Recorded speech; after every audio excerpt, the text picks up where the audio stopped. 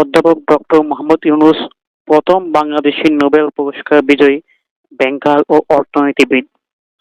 মোহাম্মদ ইউনূস এবং তার প্রতিষ্ঠিত গ্রামীণ ব্যাংক যৌথভাবে 2006 সালে শান্তিতে নোবেল পুরস্কার লাভ করেন। তিনি ক্ষুদ্র ঋণ ধারণার প্রবর্তক, চট্টগ্রাম বিশ্ববিদ্যালয়ের অর্থনীতি বিভাগের একজন শিক্ষক ছিলেন। মোহাম্মদ ইউনূস 1940 সালের 28 জুন চট্টগ্রাম জেলার হাটহাজারী উপজেলার বাতোয়া গ্রামে জন্মগ্রহণ করেন। তার পিতার নাম হাজী দুর্গা মিয়া সওদাগর এবং মাতার নাম সফিয়া খাতুন। মোহাম্মদ ইউনূসের সহধর্মিণী ডক্টর আফরোজা ইউনূস। ব্যক্তিগত জীবনে মোহাম্মদ ইউনূস দুই কন্যার পিতা।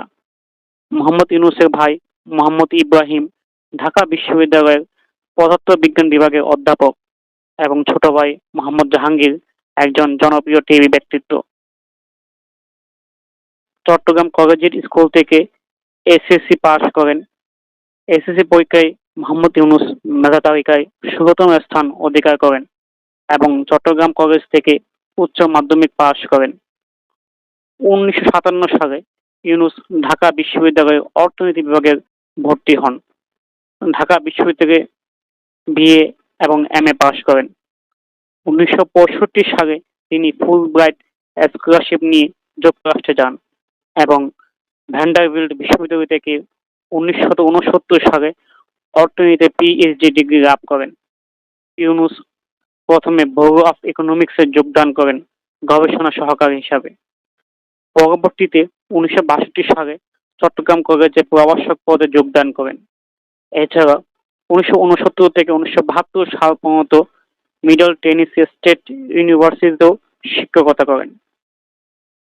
1971 সালে বাংলাদেশের স্বাধীনতা যুদ্ধের সময় মোহাম্মদ ইউনূস বাংলাদেশের পক্ষে বিদেশে জনমত গড়ে তোলেন এবং মুক্তিযুদ্ধের সহায়তা প্রদানের জন্য সাংগঠনিক কাজে নিয়োজিত ছিলেন।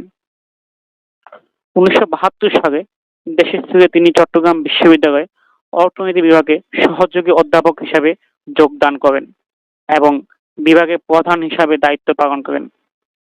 1975 সালে তিনি অধ্যাপক পদে উন্নীত হন এবং 1989 সালে পর্যন্ত এই পদে কর্মরত ছিলেন।